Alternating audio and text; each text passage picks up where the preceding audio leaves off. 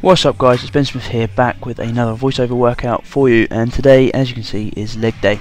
I want to really focus actually on the squat of today. I filmed every single one of my warm-up and mobilisation sets for you guys, and I'm just going to briefly go over why I do what I do. So this, if you don't know already, is called Good Mornings, and I only do bodyweight or with a bar with these just to really activate my posterior chain, being my hamstrings, glutes, lower back. Just to get them all working in sync. Then I will move on to, as you can see, some either bodyweight squats or some light squats with the bar. Here I do some pause reps, so I hit the bottom and hold it for sort of 2, 3, 4 seconds, mainly for mobilisation, so just to really loosen up the hips and keep them nice and flexible for when I go into my working sets. What I'll do from here is, as you can see, I'm getting at the top and I'm really making sure I'm squeezing my glutes, and at the bottom I'm just holding position nice and strong, then gradually increasing the weight. Don't go straight to the bar, even if you can lift a hell of a lot of weight. If you're not warming up on the bar and doing proper mobilisation stuff, eventually you will cause an injury.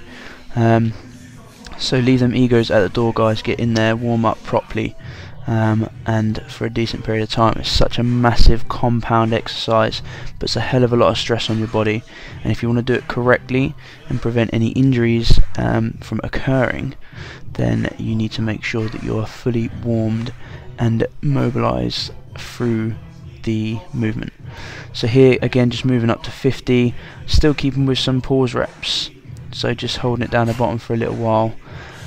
I won't do these as I get heavier because it could put a lot of stress on my back, so I like to just hit some of the lighter sets, just again getting a nice good hold at the bottom to really loosen up all my hips, my groin, and make sure I'm fully mobile. So our first working step was at 90 kilograms, then we moved up to 100 kilograms. There's no real way to decide the weight, so it's going probably on an average of 70% and marking up by 10%. Obviously, not forgetting my intra-workout sugars. Jelly Tots was the chosen sugars today. Keep my intra-workouts at about 222 calories on average, just over 200 calories, and about 50 grams of carbohydrates. So they fit the bar nicely. Then I jumped up to 120 kilograms for 3 reps. This was a previous best. I have recently changed my squatting technique to sit back more into the squat. So then moving up to 130 kilograms, obviously with a spot. The first set felt reasonably comfortable. Got nice and low, nice and parallel. The second set here, I got my first 2 nice and comfortably. In fact, the first one was probably a little bit more explosive than on my first set. The second one, a little bit sketchy, and as you can see on the third one, I did require a helping hand, but I got it.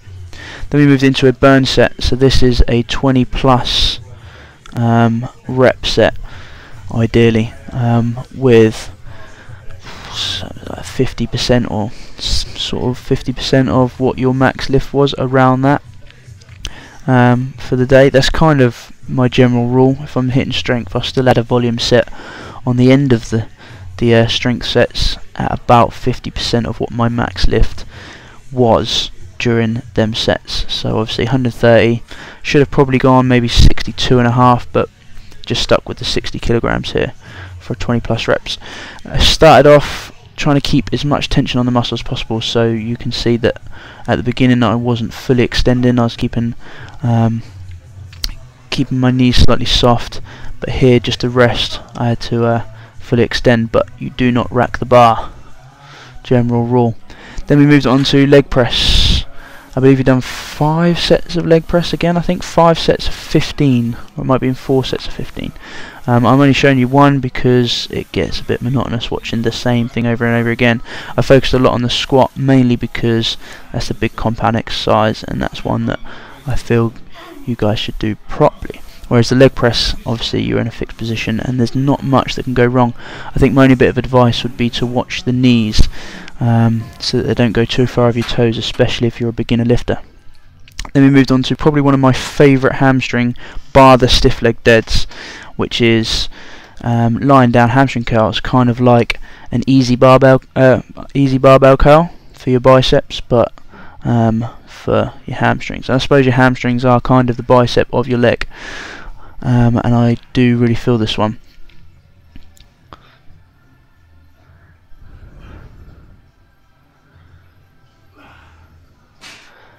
Okay, lunges, single leg dumbbell lunges, or alternate lunges. Can't go wrong with lunges. I love them. They're another multi-joint compound exercise, very good for the quads. I love doing them variations with barbells, overhead lunges, walking lunges, dumbbell lunges, reverse lunges. So many you can do, but definitely advise adding them into your workout routine, especially if you're trying to target that VMO and them glutes. Making sure though, guys, when you do the lunge, I've seen a lot of people bring their chest right down to their knee and almost push off of their knee. You want to avoid doing that. You want to keep your chest nice and high, keep that core engaged, make sure you're still activating your glutes and posterior when you're doing a lunge. Steve Cook, if you're watching, mate, this one's for you. Last set, best set. Big shout out to Steve Cook there. Guys, if you haven't heard of Steve Cook, check him out. He's on YouTube. Pretty awesome guy. Not met him, obviously, in person, but I do watch a lot of his YouTube videos. So he's a good one to check out if you're looking for a little bit of pre-gym motivation.